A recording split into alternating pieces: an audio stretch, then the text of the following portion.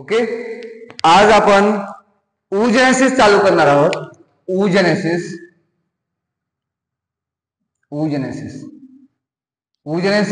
what is the meaning of oogenesis? The process of formation of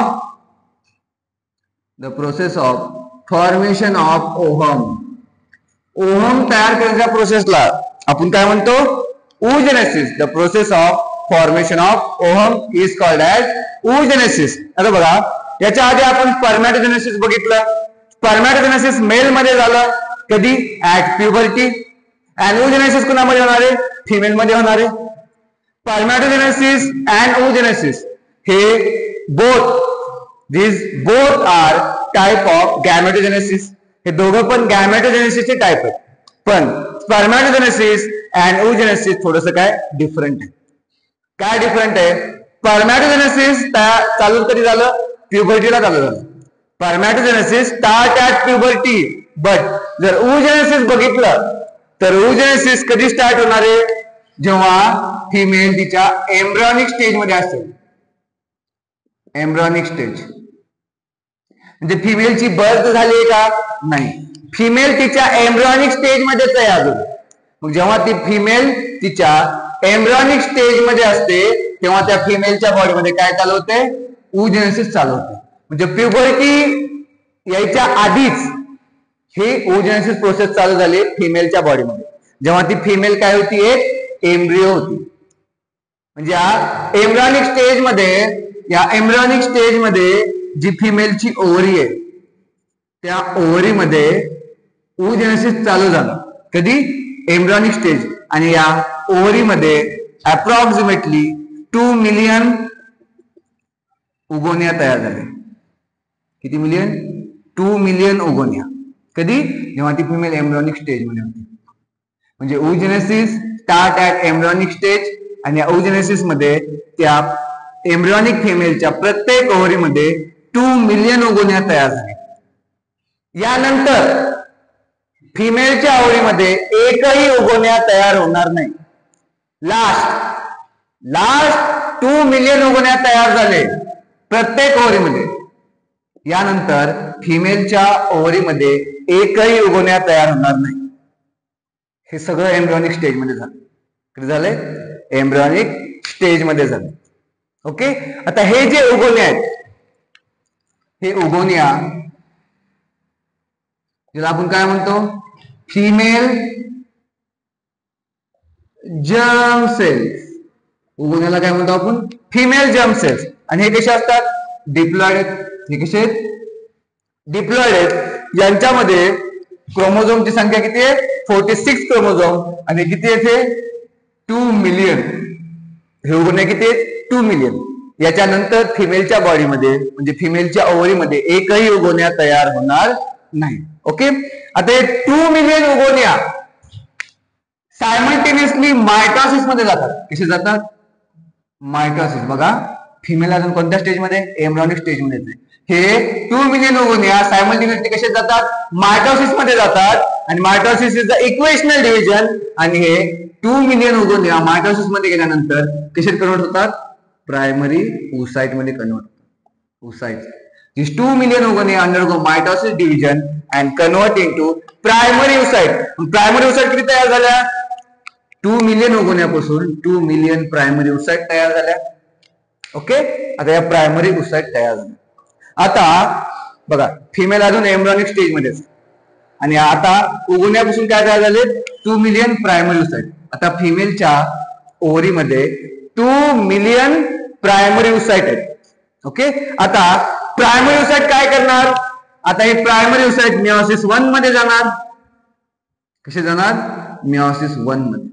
आता बघा, हे जे मिओसिस 1 आहे या मिओसिस 1 च्या फेजेस किती असतात? बघा, मिओसिस 1 च्या फेजेस किती आहेत? बघा, मिओसिस 1 ची पहिली फेज आहे प्रोफेज.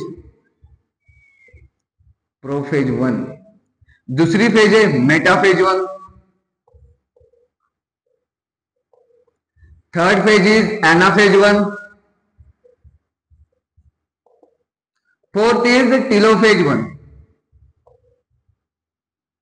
या 4 फेजेस कंप्लीट झाल्यानंतर मेयोसिस 1 कंप्लीट होणार आहे. आता बघा की प्रायमरी ओसाइट एम्ब्रियोनिक स्टेज मध्ये मेयोसिस 1 च्या प्रोफेज 1 मध्ये गेली, प्रोफेज 1 मध्ये गेली आणि इथंच ती काय झाली, टेम्पररी अरेस्ट. टेम्पररी काय झाली, अरेस्ट. म्हणजे या प्रायमरी ओसाइटनं मेयोसिस 1 कंप्लीट केलंय का, तर नाही. ती मेयोसिस 1 च्या प्रोफेज 1 मध्ये गेली आणि मेयोसिस कंप्लीट न करता ती त्या मेयोसिस 1 च्या प्रोफेज 1 मध्येच काय झाली, टेम्पररी अरेस्ट झाली. टेम्पररी काय झाली, अरेस्ट झाली. का अरेस्ट झाली, कारण तोपर्यंत काय झालं, चाइल्ड बर्थ. तोपर्यंत त्या फिमेलची काय झाली, बर्थ झाली आहे. आता फिमेलची बर्थ झाली, हे सगळं एम्ब्रियोनिक स्टेज मध्ये झालं. आता फिमेलची काय झाली, बर्थ झाली आहे आणि बर्थच्या टाइमला फिमेलच्या प्रत्येक ओव्हरीमध्ये 2 मिलियन प्रायमरी ओसाइट आहेत, ज्या मेयोसिस 1 च्या प्रोफेज 1 मध्ये काय झाल्यात, टेम्पररी अरेस्ट झाल्यात. टेम्पररी काय झाल्यात, अरेस्ट झाल्यात. आता बर्थ झाल्याच्या नंतर, आता बघा बर्थ झाली, आता बर्थच्या नंतर काय झालं बघा, बर्थ झाल्याच्या नंतर या ज्या प्रायमरी ओसाइट आहेत, ज्या मेयोसिस 1 च्या प्रोफेज 1 मध्ये अरेस्ट झाल्यात, त्या प्रायमरी ओसाइटला, या प्रायमरी ओसाइटला एक आपण लेयर लावली, एक सिंगल ग्रॅन्युलोजा सेलची लेयर लावली. After birth this primary oocyte is surrounded by single layer of granulosa cell. कोणती सेल येते, single layer of granulosa cell. Single layer of granulosa cells. आणि जेव्हा या प्रायमरी ओसाइटला ग्रॅन्युलोजा सेलच्या सिंगल लेयरने सराउंड केलं, हे जे स्ट्रक्चर तयार झाले याला म्हणायचं प्रायमरी फॉलिकल. काय तयार झाले, प्रायमरी फॉलिकल. म्हणजे बर्थ झाल्यानंतर आता फिमेलच्या प्रत्येक ओव्हरीमध्ये किती आहेत, 2 मिलियन प्रायमरी फॉलिकल्स आहेत. 2 million primary follicle which contain primary oocyte. आता किती आहेत, 2 million primary follicle which contain primary oocyte. आता काय होणार, बर्थ नंतर काय येणार, प्युबर्टी येणार. आता बघूया प्युबर्टीला काय होणार. आता बघा प्युबर्टी पर्यंत फिमेलच्या ओव्हरीमध्ये किती प्रायमरी फॉलिकल होते, प्युबर्टी पर्यंत फिमेलच्या प्रत्येक ओव्हरीमध्ये 2 मिलियन प्रायमरी फॉलिकल होते, फ्रॉम बर्थ टू प्युबर्टी. आता बघा हे बर्थच्या वेळेस काय होतं, किती होते primary follicle, 2 million primary follicle होते. 2 million primary follicle at birth. Birth पासून प्युबर्टी पर्यंत, बर्थ पासून प्युबर्टी पर्यंत जर बघितलं तर प्युबर्टीला फिमेलच्या प्रत्येक ओव्हरीमध्ये ओनली 60,000 टू 80,000 काय होते, प्रायमरी फॉलिकल. म्हणजे बर्थ पासून प्युबर्टी पर्यंत खूप सारे प्रायमरी फॉलिकल काय झाले, डिजनरेट झाले. बर्थला किती होते बघा, 2 मिलियन प्रायमरी फॉलिकल होते, पण प्युबर्टीला बघितलं तर ओनली 60,000 टू 80,000 प्रायमरी फॉलिकल. म्हणजे बर्थ पासून प्युबर्टी पर्यंत खूप लार्ज नंबर मध्ये प्रायमरी फॉलिकल काय झाले, डिजनरेट झालेत. आता प्युबर्टी आली आहे, परत बघा प्युबर्टी आली आहे, हे कोणाला समजणार, हायपोथॅलॅमसला. प्युबर्टी आली हे कोणाला समजेल, हायपोथॅलॅमसला समजेल. मग हायपोथॅलॅमस काय बनवेल, GnRH, that is gonadotropin releasing hormone, and this GnRH act on anterior pituitary, act on anterior pituitary gland, and anterior pituitary in presence of GnRH produce gonadotropin. Gonadotropins, they produce gonadotropins. आता gonadotropins दोन आहेत, एक FSH आणि दुसरं LH. FSH and second one is LH. हे दोन gonadotropins बनवले. आता प्युबर्टीला काय होणार बघा, प्युबर्टी आली आहे, हार्मोन्स आलेत FSH LH, तर फिमेलच्या प्रत्येक ओव्हरीमध्ये किती आहेत प्रायमरी फॉलिकल? 60,000 ते 80,000 प्रायमरी फॉलिकल. प्रत्येक ओव्हरीमध्ये किती आहेत? 60,000 ते 80,000 प्रायमरी फॉलिकल. हे काय प्रायमरी फॉलिकल. कसं आहे स्ट्रक्चर प्रायमरी फॉलिकलचं? प्रायमरी फॉलिकल मध्ये काय, एक प्रायमरी ओसाइट आणि ही single layer of granulosa cell. Single layer of granulosa cells. आता काय होणार? प्युबर्टीला एफएसएच हार्मोन येणार. एफएसएच हार्मोन येणार आणि या फॉलिकलवर ऍक्ट करणार. एफएसएच चा फुल फॉर्म काय? FSH is stands for follicle stimulating hormone. FSH is follicle stimulating hormone. FSH act on primary follicle and they convert primary follicle into secondary follicle. बघा, FSH primary follicle act झाला, primary फॉलिकलची growth and development केली आणि primary फॉलिकलला कशात convert केलं? Secondary follicle मध्ये. तर secondary follicle मध्ये काय काय बघा, काय नवीन स्ट्रक्चर ऍड होतात बघा.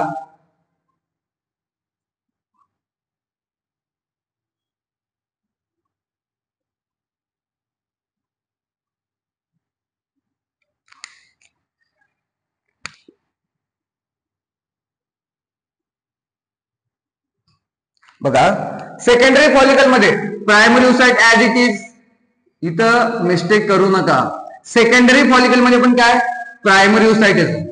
पण आता ग्रॅन्युलोसा सेलची सिंगल लेअर आहे का? नाही. बघा किती येते? 1 2 3. काय म्हणायचं? Multi layer of granulosa cell. Multi layers of granulosa cells. त्यानंतर एक ही ब्लॅक कलरची जी नवीन लेअर ऍड झाली आहे तिला म्हणायचं थिका लेअर. थिका लेअर. कोणती लेअर आहे ही? थिका लेअर. जी सेकंडरी फॉलिकल मध्ये एक नवीन थिका लेअर तयार झाली आणि ग्रॅन्युलोसा सेलच्या सिंगल लेअरच्या ऐवजी किती लेअर आहेत? मल्टिपल लेअर आहेत. पण सेकंडरी फॉलिकल मध्ये primary oocyte as it is. त्यानंतर अजून एफएसएच आले. आता एफएसएच ना या सेकंडरी फॉलिकलला कशात कन्वर्ट केलं? टर्शरी फॉलिकल मध्ये.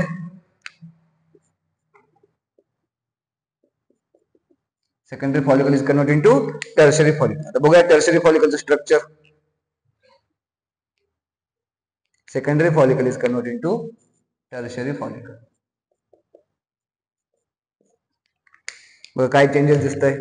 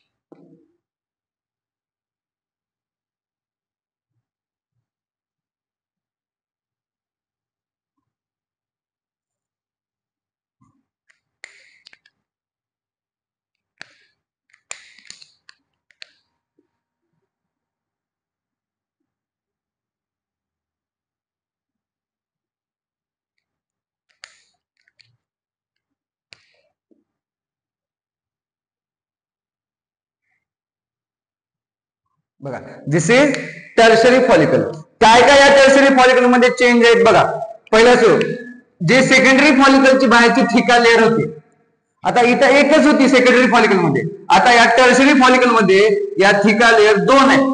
जी बाहेरची थिका लेअर आहे तिला म्हणायचं थिका एक्सटर्ना. थिका एक्सटर्ना आणि मधली लेअर आहे तिला म्हणायचं थिका इंटरना.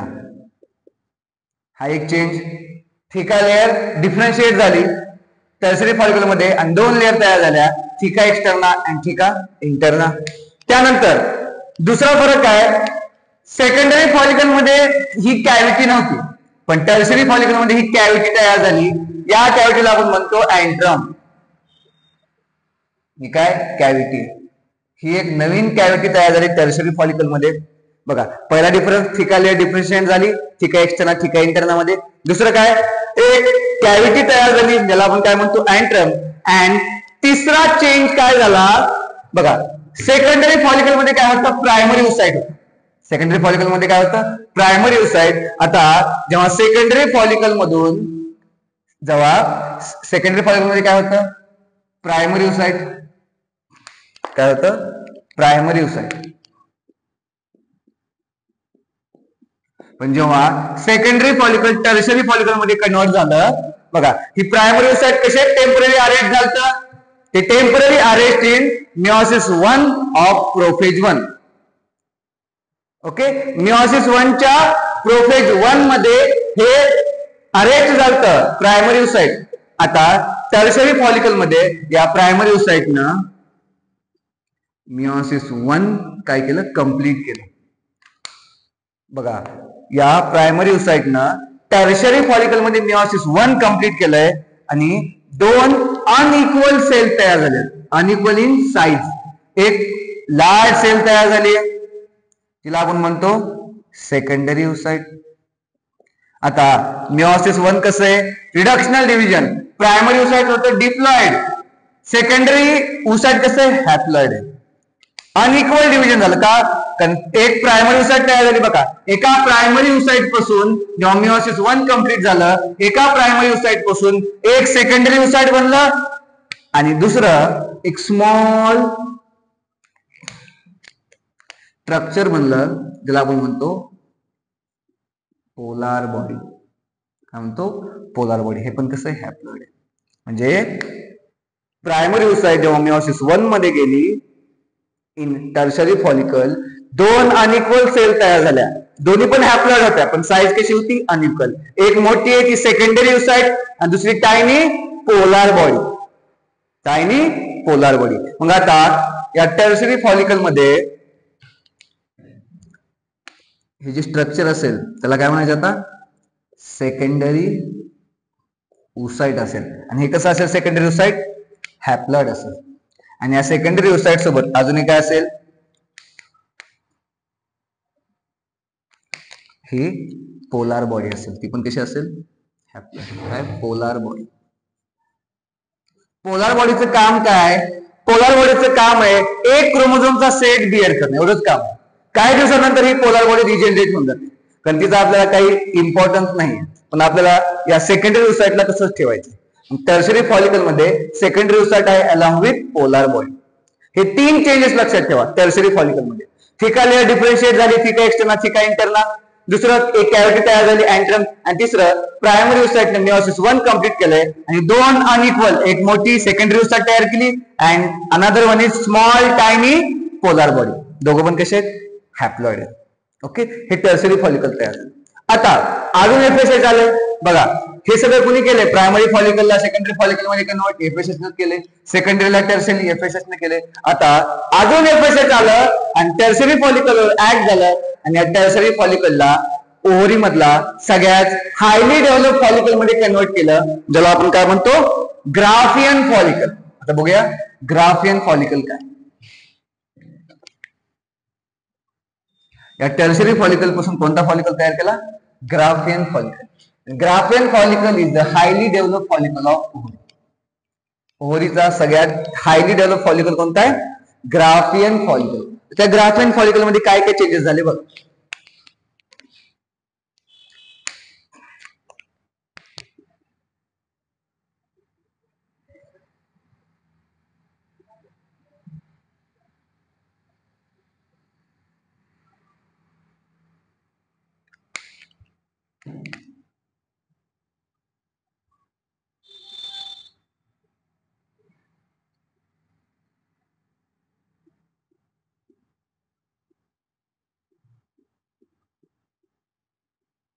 ओके, आता आपण ग्राफियन फॉलिकल ड्रॉ करणार आहोत. ग्राफियन फॉलिकलचं स्ट्रक्चर काय काय बघा. ग्राफियन फॉलिकल ओव्हरीचा सगळ्यात develop follicle. Graafian follicle. The highly developed follicle of ovary is Graafian follicle. त्या Graafian follicle मध्ये स्ट्रक्चर काय काय बघा. ह्या बाहेरच्या दोन लेअर आहेत. बाहेरची लेअर इज थिका एक्सटर्ना, हिला म्हणायचं थिका इंटरना. ही ग्रॅन्युलोसा सेलची layer, multiple layer of granulosa cell, multi layer of granulosa cell, multi layers of granulosa cell. त्यानंतर जी कॅव्हिटी आहे त्या कॅव्हिटीला काय म्हणलं आपण, अँट्रम. हे काय आता, दिस इज सेकंडरी युसाइट. कारण टर्शरी फॉलिकल मध्ये प्रायमरी युसाइट पासून सेकंडरी युसाइट तयार झालं. हे काय, सेकंडरी युसाइट. आणि या ग्राफियन फॉलिकल मध्ये या सेकंडरी युसाइटला स्वतःच्या लेअर तयार होतात.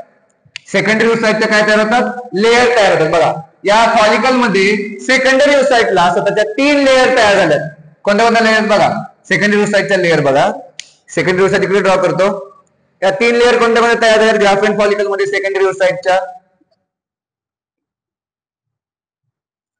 कोणत्या फॉलिकल मध्ये सेकंडरी युसाइटला त्याच्या लेअर तयार झाल्या 3, इन ग्राफियन फॉलिकल. या 3 लेअर कोणत्या आहेत बघा. सेकंडरी युसाइटला आपण ओहम म्हणू शकतो, कारण सेकंडरी युसाइटनं अजून मिओसिस 2 कंप्लीट नाही केलं, म्हणून त्याला ओहम म्हणू शकतो आपण.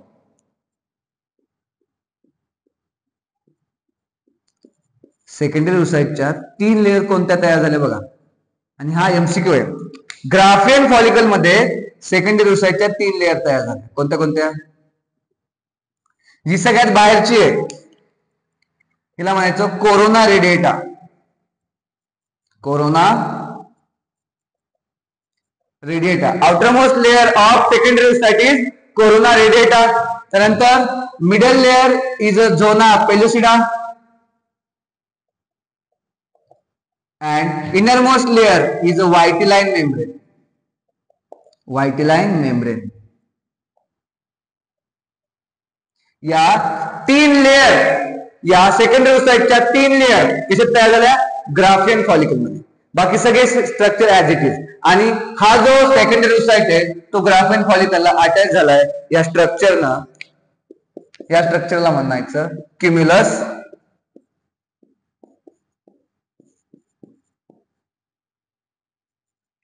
ओफोरस. काय म्हणायचं, cumulus oophorus. By help of this structure this secondary oocyte attach with Graafian follicle, that is cumulus oophorus. Stuck आहे तो. ठीक आहे, तर हे ग्राफियन फॉलिकलचं स्ट्रक्चर आहे. यामध्ये चेंज काय झालंय, फक्त ग्राफियन फॉलिकल मध्ये सेकंडरी युसाइट आहे आणि सेकंडरी युसाइटने त्याच्या 3 लेअर तयार केल्या ग्राफियन फॉलिकल मध्ये. कोणत्या कोणत्या 3 लेअर आहेत, पहिली लेअर आहे कोरोना रेडिएटा, दुसरी लेअर आहे झोना पेलुसिडा आणि तिसरी लेअर आहे व्हाइटलाइन मेम्ब्रेन. तरी बघा ही सेकंडरी युसाइट आहे. आता जेव्हा स्पर्म येणार, ही सेकंडरी युसाइट ओव्हम मध्ये कन्वर्ट झाली का अजून नाही. जेव्हा स्पर्म येणार, स्पर्म आल्यानंतर जेव्हा स्पर्म ना या ग्राफियन फॉलिकल सोबत स्पर्म कॉन्टॅक्ट करेल, जेव्हा स्पर्मचं हेड या ग्राफियन फॉलिकलला टच करेल, तेव्हा ही सेकंडरी युसाइट बघा, कधी आत्ताच नाही, जेव्हा फर्टिलायझेशन होणार आहे, जेव्हा स्पर्म फिमेलच्या बॉडीमध्ये इंटर करेल, जेव्हा स्पर्मचं हेड या थिका एक्सटर्ना आणि थिका इंटरनाला टच करेल, तेव्हा ही जी सेकंडरी युसाइट आहे ती सेकंडरी युसाइट काय करेल, this secondary oocyte complete their meiosis 2 complete करेल. कधी, ओनली ड्युरिंग फर्टिलायझेशन. जेव्हा स्पर्मचं हेड या ग्राफियन फॉलिकलला टच करेल तेव्हा ही मिओसिस, ही जी सेकंडरी युसाइट आहे जर मिओसिस 2 काय करेल, कंप्लीट करेल. आणि मिओसिस 2 कंप्लीट करून काय बनवेल, परत 2 अनइक्वल सेल्स बनवल्या.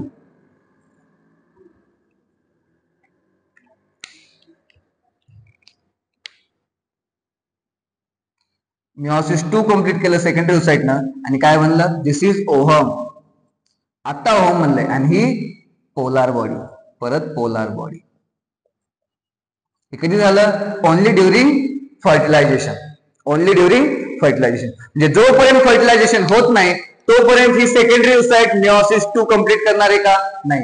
जेव्हा फर्टिलायझेशनची वेळ येणार तेव्हाच ही सेकंडरी ओसाइट मेयोसिस 2 कंप्लीट करेल आणि त्याच्यापासून एक ओहम आणि एक पोलर बॉडी तयार होईल. ओहम पण कसं आहे? हॅप्लॉइड. ओहम पण कसं आहे? हॅप्लॉइड. आणि या ज्या 3 लेअर आहेत या ओहमवर पण असतील. ओहमच्या पण या 3 लेअर आहेत, कोरोना रेडिएटा, दोना pellucida and white line membrane. Okay, this is oogenesis. The process of formation of ovum is called as oogenesis.